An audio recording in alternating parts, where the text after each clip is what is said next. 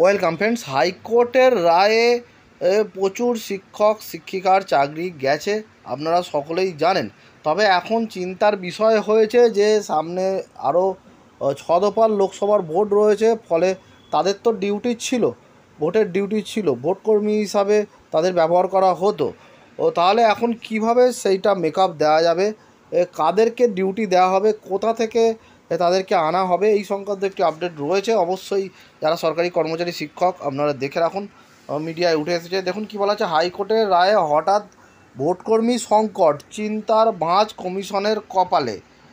School service commission দুর্নীতি মামলায় হাইকোর্টে সোমবারের রায়ের প্রেক্ষিতে হঠাৎ চিন্তার ভাঁজ পড়েছে নির্বাচন কমিশনের কপালে। হাইকোর্টের নির্দেশে প্রায় 26,000 শিক্ষক ও অশিক্ষক কর্মীর চাকরি বাতিল হয়েছে। আর এর ফলে কমিশনের হিসেবে রাতারাতি কমে গিয়েছে প্রায় 26,000 ভোটকর্মী। কারণ যাদের চাকরি গিয়েছে তারা আর সরকারি কর্মচারী হিসাবে গণ্য হবেন না, ফলে তারা আর কাজ করতে পারবেন না ভোটকর্মী হিসেবেও। হাইকোর্টের নির্দেশের পরে তড়িঘড়ি বৈঠকে বসে রাজ্য মুখ্য নির্বাচন আধিকারিক দপ্তর। প্রাথমিকভাবে ঠিক হয়েছে হাইকোর্টের রায়ে কোপে পড়া কোনো শিক্ষক বা অশিক্ষক কর্মচারীর দ্বিতীয় দফা ভোটের ডিউটি থাকলে তা অবিলম্বে চিহ্নিত করতে হবে। সংশ্লিষ্ট কর্মীর জায়গায় সংরক্ষিত তালিকাভুক্ত কর্মীর ডিউটি করবেন। এরপর ধাপে ধাপে পরের ধাপগুলির জন্য পদক্ষেপ করা হবে। প্রশিক্ষণের দ্বিতীয় পর্যায়ের পর তৃতীয় দফার ভোটে এই তালিকা স্পষ্ট হতে পারে বলে মনে করছে সিও দপ্তর।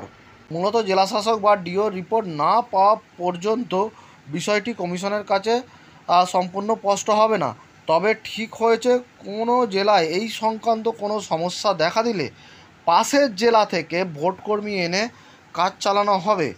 আবার কিছু কেন্দ্রে উদ্বৃত্ত ভোটকর্মী রয়েছে, সেক্ষেত্রে তাদের দিয়েও ওই শূন্যস্থান পূরণ করা হতে পারে।